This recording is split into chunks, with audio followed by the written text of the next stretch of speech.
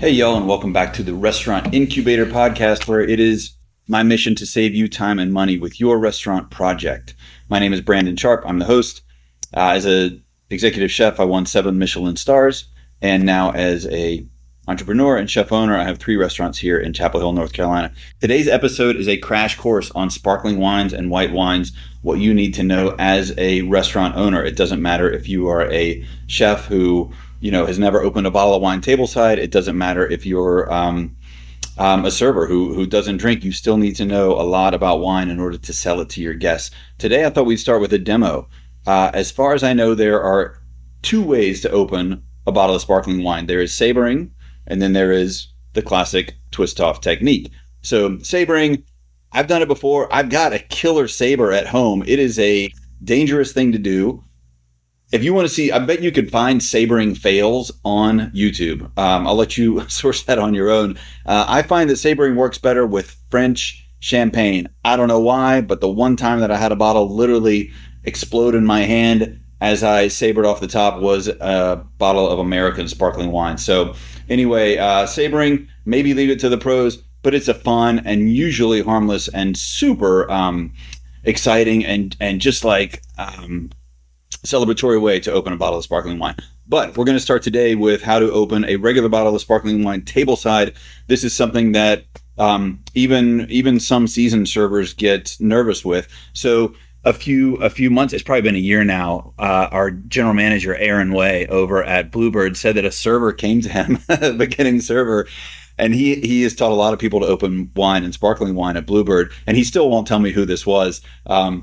Watched him do a demo of how to open a bottle of sparkling wine and said, yeah, but when do I shake it?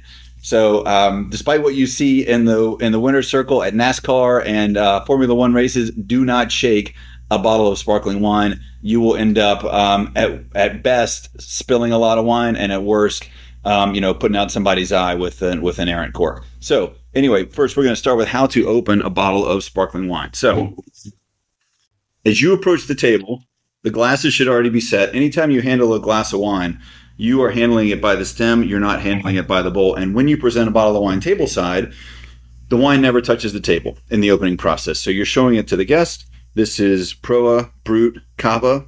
This podcast is not sponsored, or at least not yet sponsored by Proa or Spain or Cava. And so then you find there's going to be a little tab right here, and it is going to be a different color than everything else on the label. And on sparkling wines, you tear that off. And anything you take off a bottle of wine, foil, cork, wax, anything, it goes in your pocket. It goes in your apron pocket or the trash can if you're a bartender. It does not go onto the table ever. Next up, thumb goes on top of the cage, and it is not going to leave. Okay, your thumb goes over the cork, and that's where it stays. Every bottle of sparkling wine in the world will take 6 1/2 counterclockwise twists to loosen the cage. Okay, so cage tab goes down. 1, 2, 3, 4, 5.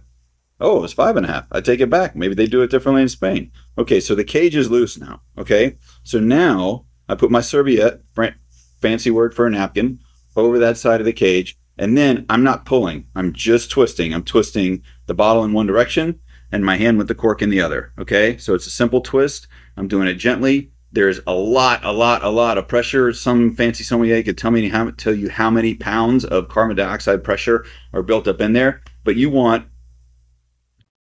just a soft little pop like that. You don't want an explosion. So some people say that it should sound like a nun's fart. It sounds better in French. But anyway.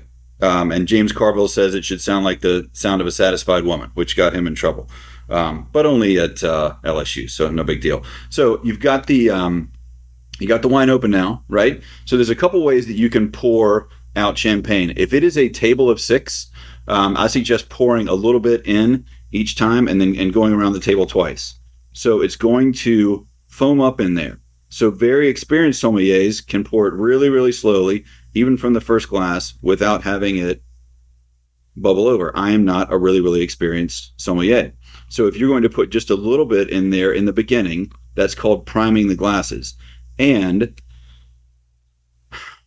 the cleaner the glass, the less it is going to foam up. So if you have glasses that came from a greasy dishwasher that wasn't very clean, that champagne or that sparkling wine is going to foam up in there a whole lot more. So you want really clean glasses. So that is how to open and pour sparkling wine.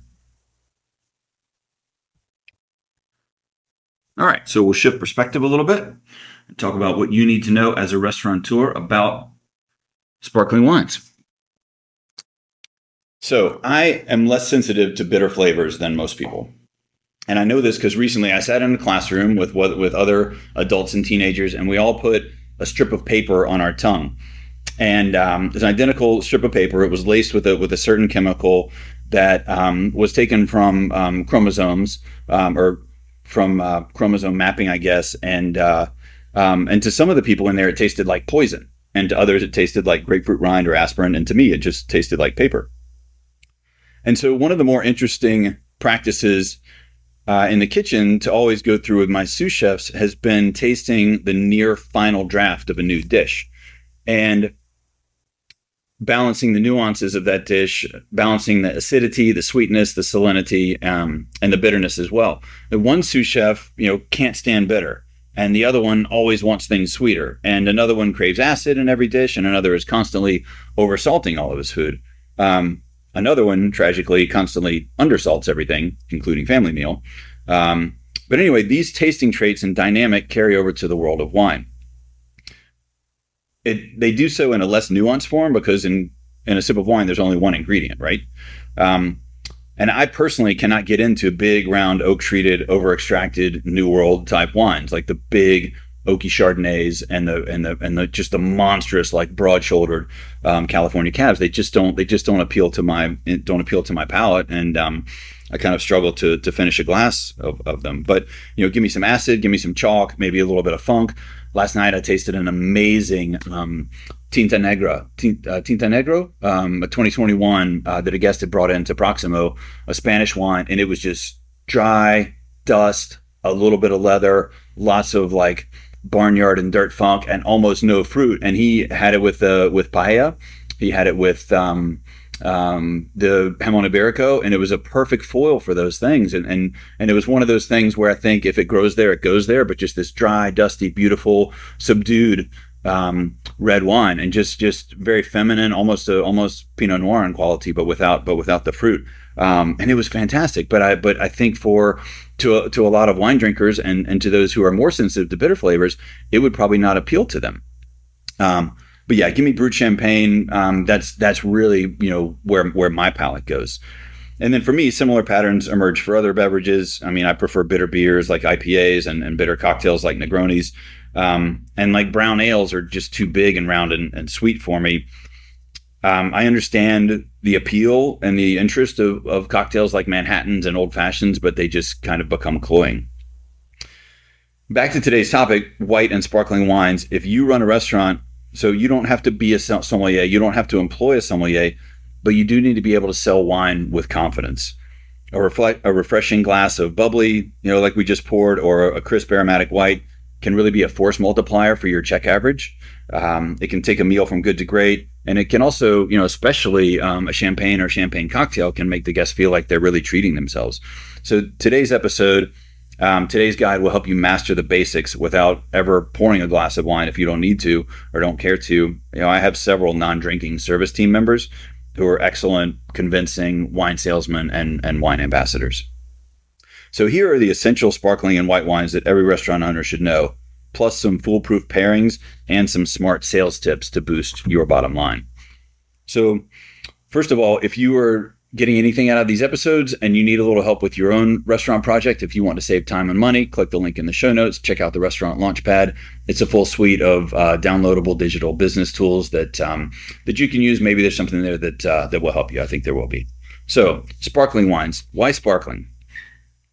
Well, because it feels like a celebration for one, and guests are really, happy to pay for that vibe. If they're coming, if you have an upscale casual restaurant or a fine dining restaurant, the chances are they're celebrating a special occasion. And so it's going to make it feel all that much more festive if they are having sparkling wine or champagne. So centuries ago, French kings were coronated at a church in the Champagne region. And the wine that was served at the ceremony was, of course, what was available locally. And so thus did sparkling wine become associated all across France, and now all across the world with celebrations. That's the origin of why we celebrate with sparkling wine. So sparkling wine is versatile. It's good for a toast. It's good for an aperitif. It's good for pairing with salty snacks or fried foods, not to mention oysters for sure. So the key styles of sparkling wine for you to know are champagne. So champagne comes from France. Champagne is not a grape. You will see in the store, you will see champagne grapes. Those are actually black Corinth grapes.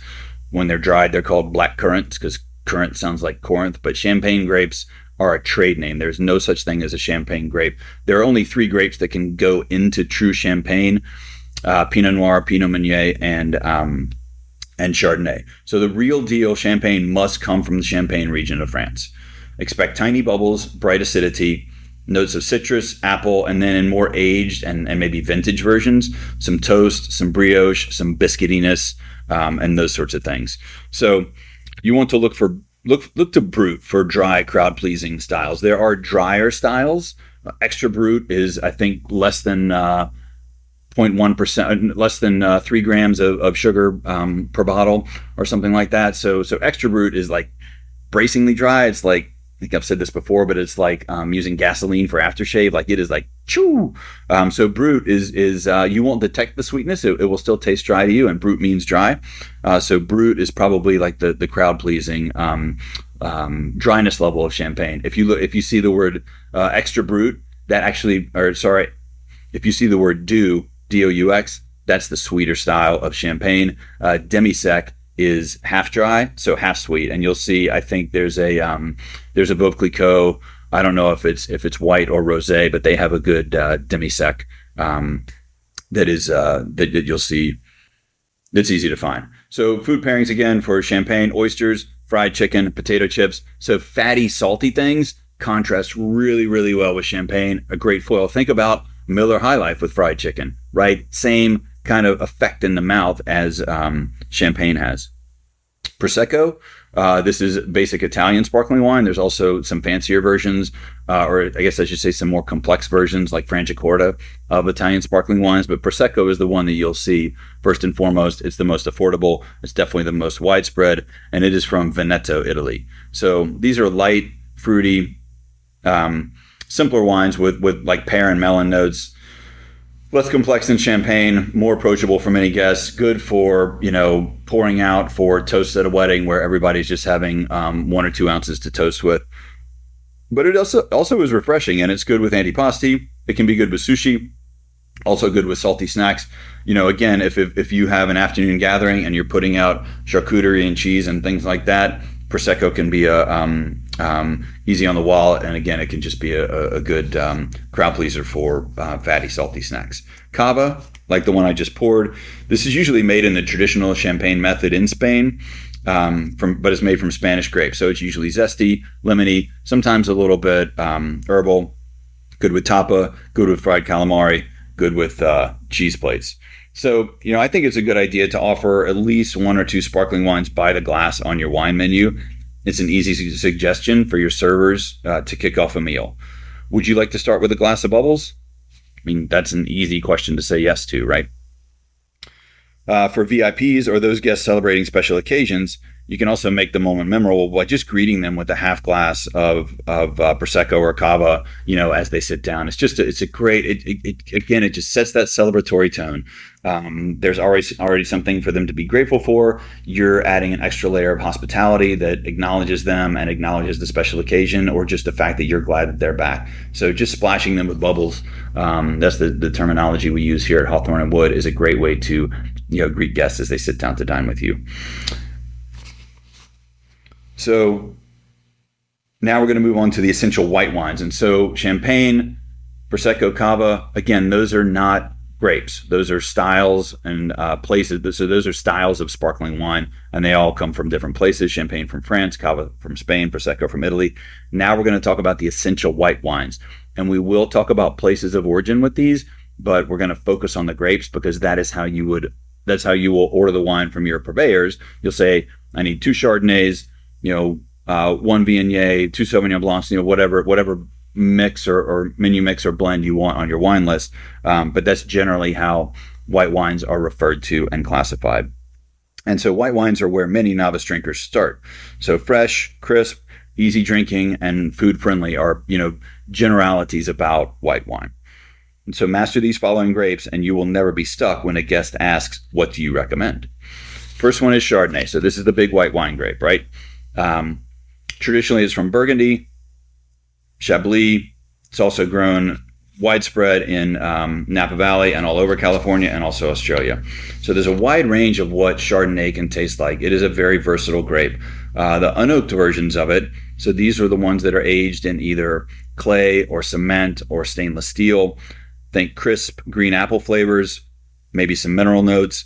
And then once they've taken Chardonnay and started to age it in oak barrels, that's when you get buttery, vanilla, toasty notes, and this is more of a New World style that you will find in Australia and in California. Some of these are so oaky and buttery that they will overpower food, and so you're actually better off having these like on their own in the afternoon or before dinner or something like that, or standing up to just the richest entrees. So food pairings for Chardonnays: lobster, roast chicken, creamy pasta, risotto. So rich dishes that can match the weight of Chardonnay. The next grape to know about is called Sauvignon Blanc. You will find this traditionally in the Loire Valley. So Sancerre and Pouilly-Fumé will be words on the label for French wines that have Sauvignon Blanc. It can be found in Marlborough, New Zealand. Also can be found in cooler regions, especially coastal regions of California. So what Sauvignon Blanc tastes like: bright acidity.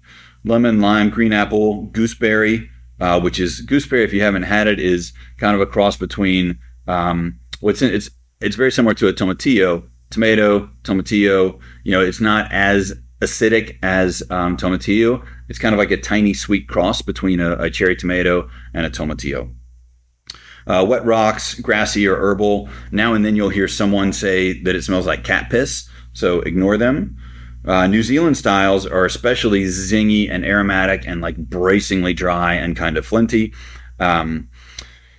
And then food pairings for Sauvignon Blanc, again, if it goes together, it grows together. So goat cheese is something that the Loire Valley in France is famous for. Sauvignon Blanc and goat cheese are a classic pairing. If you're having a beet and goat cheese salad, maybe with some toasted walnuts, Sauvignon Blanc is a perfect pairing for that.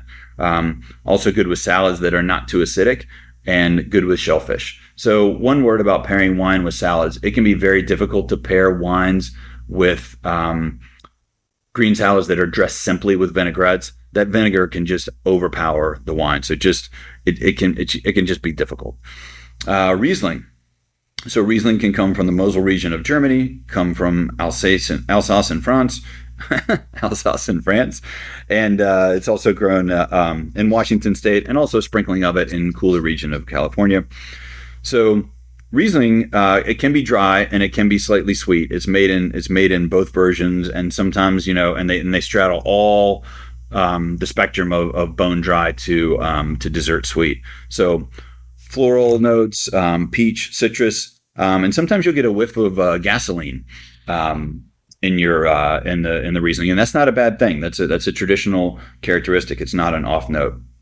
And when I say off note, if something smells like wet dog or wet cardboard or mold, that means that a wine is usually corked. Corked means that the wine has spoiled. If it smells like vinegar, the wine has spoiled. So be very careful of those. If you are dining out and you've ordered a bottle of wine or a glass of wine, and it comes out smelling like any of those things, send it back, or at least ask the sommelier or whomever to evaluate it. And then if your guests send one back, be honest about it. If it is clearly corked, take it back. Your distributor should give you credit for it. Don't charge the guest for it. But if a wine is off or corked or spoiled, or those are some of the words that people use to say that wine has gone bad. Usually it is a defect in the cork, because cork is a natural product, and it can lead to impurities. If air gets into the wine, it can spread mold. Yeast that you don't want in the wine will get in there and spoil it. So food pairings for Riesling. So Riesling is great for what we think of as ethnic foods. It is usually low alcohol, high acidity, and slightly sweet. So it is great with spicy Thai food. It is great with Mexican food. It's great with smoked fish as well. And so when you're thinking of pairing, a lot of times sweetness will balance spice. So an off-dry Riesling, off-dry again means slightly sweet. An off-dry Riesling is great for balancing spicy food. And this is and Riesling is always a safe pick for tricky pairings. And here's a Neil Benefield gem right here. He serves Riesling at Thanksgiving dinner because, again, Thanksgiving dinner, think about how many different flavors, textures, level of black pepper, level of fat in the mashed potatoes, level of whatever sweetness in the candied yams with marshmallows. Riesling is good with all of those things. So Neil's November hack is to accompany Thanksgiving dinner with Riesling. Pinot Grigio, that's what it's called in Italy. It's also called Pinot Gris in France. You got it. Good one.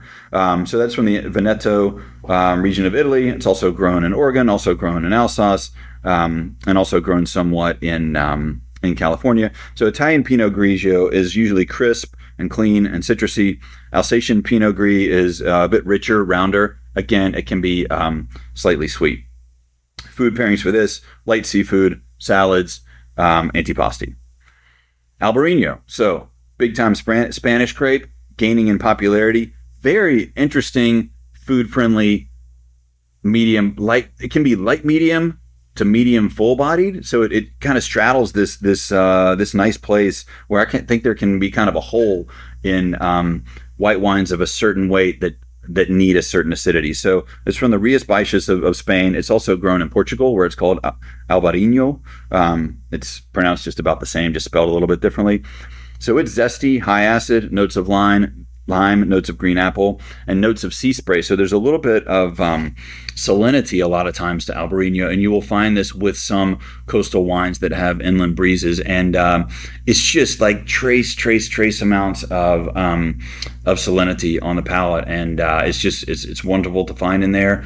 And again, Albarino we found at Proximo to be super versatile. If you were sitting down and you and two friends are having 9 different tapas, ranging from everything from pork ribs to calabacín with ajo blanco, so seared zucchini with ajo blanco, something vegan and vegetable based to something really, really rich and meaty and fatty.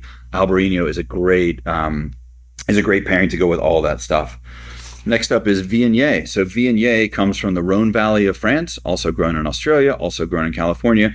Viognier is a bit more of a full-bodied white, lush texture, floral aromas, notes of peach, apricot, honeysuckle. I find Viognier to be a little bit round for my palate. I like slightly more acidic wines, but it certainly has its place. The floral notes and like the melon and flower notes that you'll find on Viognier are really, really special, and there are just some beautiful Viogniers out there. But it's great with roast chicken. It can be really good with spicy Asian dishes and richer seafood like crab or scallops. One of the neat things about Viognier, and Riesling does this a lot too, but Viognier, to me, it will give, as I'm swirling it in the glass and smelling it, it will smell sweet. I think I'm about to drink a sweet wine, but then it is refreshing and dry on the palate. So Viognier is a really interesting grape. And again, it comes usually, I think the best Viogniers come from the Rhone Valley.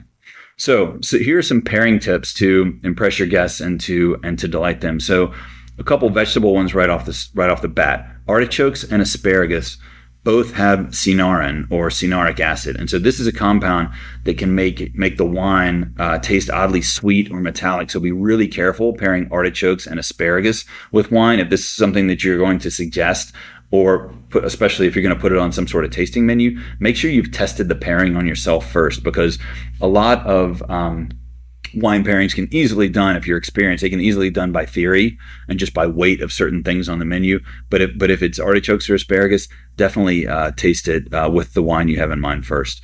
And I advise pairing them with bright high acid wines like Sauvignon Blanc or Vinho Verde, and avoiding heavy oak or buttery Chardonnays. So spicy food, I mentioned this earlier, but high alcohol oaky whites can clash with heat. So instead, pick a lower alcohol white with a touch of sweetness, like Riesling, as we said, or maybe off-dry Gewürztraminer, which is usually an Alsatian or a German Mosel grape as well. So think about it this way. So what drink goes well with spicy foods in a casual setting? Well, a lot of people would say that the answer is crisp, cold beer. So when you're pairing wine with spicy foods, keep that sensation in mind. A crisp, cold wine, even one that is slightly sweet, like an off-dry Riesling, quenches and refreshes the palate after a couple bites and gets you ready for the next spicy bite. So as for oyster pairings, the classic pairings are sparkling wine, as mentioned, but also muscadet. And muscadet is a French wine. That's not the name of the grape. The name of the grape is Melon de Bourgogne, even though it doesn't come from Burgundy. I know if you think French wine and place names are confusing, then forget about Italy. The wine labels are absolutely impenetrable. On the other hand, Germans, incredibly organized. The wine labels are unbelievable in German, very clear. So anyway, many white wines near the seashore will exhibit trace amounts of salinity, like we mentioned Albarino, and muscadet can be similar, and a lot of people enjoy those as a complement to saltwater shellfish. So muscadet, crisp, clean, dry muscadet, not off-dry muscadet. Crisp, clean, dry muscadet is a fantastic and usually inexpensive pairing with oysters. So on a counterintuitive pairing note, most cheeses, especially stronger ones, are better with white wine than with red wine. Again, I know that seems counterintuitive because you think, oh, I've got this monster, super fatty Roquefort, biggest flavor in the world. I need the biggest wine in the world to go with it. Well, that's not actually true. I think it'd be cool to try a Moulin Touché or some other demi-sec or not too aged Sauterne. White wines, and especially not terribly acidic white wines, and especially slightly aged and sweet white wines go really, really well with cheese pairings. So again, if it grows together, it goes together. It's a great old food and wine pairing adage that it's not always right, but it's right more often than it's wrong. You drink the wines of Friuli in Italy with the foods of Friuli, for example. They just go together. There's a romance to it. I won't deny it. Fact or fiction, a lot of the enjoyment of wine is suggestion and is romance. So there's a lot that goes along with it. So, and the more you can kind of get into it, and then the more you can get your guests into it, the more they are going to enjoy it. And then I'll end up with a little bit of quick sales advice. You can make the upsell easy with a recommended pairing. Sir, would you like a glass of Sauvignon Blanc to go with your goat cheese salad? Again, easy to say yes to. You can add tasting notes to your menu that kind of spark the guest's appetite and interest a little bit, such as our Albarino is like a squeeze of lemon over fresh oysters. That sounds pretty good. So train your servers to recommend a wine with a starter, so it frames the meal. And again, guests rarely say no to bubbles. Sparkling wine goes surprisingly well with creamy soups like mushroom soup because of the texture contrast. So it's refreshing. You have a bite of rich, creamy mushroom soup, full of flavor, full of umami, and the otherness of mushroom flavors, and then you're refreshing your palate with a sip of a crisp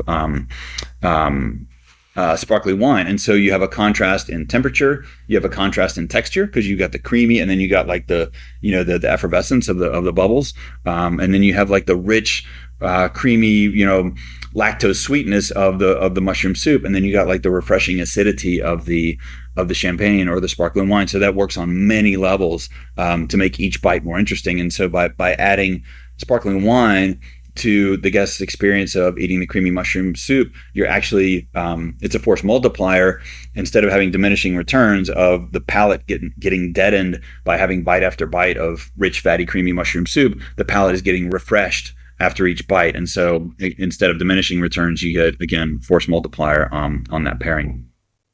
And it also goes, sparkling wine also goes well with spicy soups like gumbo, again, because of the quenching effect of the wine. So you got, spicy gumbo, you're like, oh man, that was a lot of freaking black pepper, white pepper, cayenne pepper in that bite. And then, you have a refreshing sip of sparkling wine, or again, swallow of Miller High Life.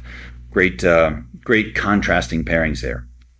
So to sum up, sparkling white wines can be your best friends from a sales perspective. They're easy to sell, easy to pair, and they're easy to love. by your guests, even if you don't happen to love them. You may be a red wine drinker or a beer drinker or a bourbon drinker and not give a damn about white wine, but your guests will enjoy it.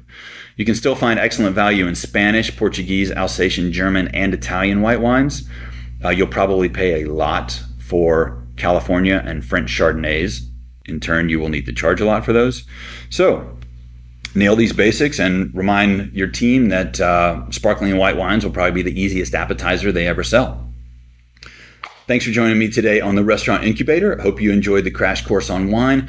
If this episode was of any use to you, if you found it interesting, please send it on to 2 friends. Forward this to 2 friends who you think have a bright future in the restaurant industry. Till next time, stay humble, stay hungry.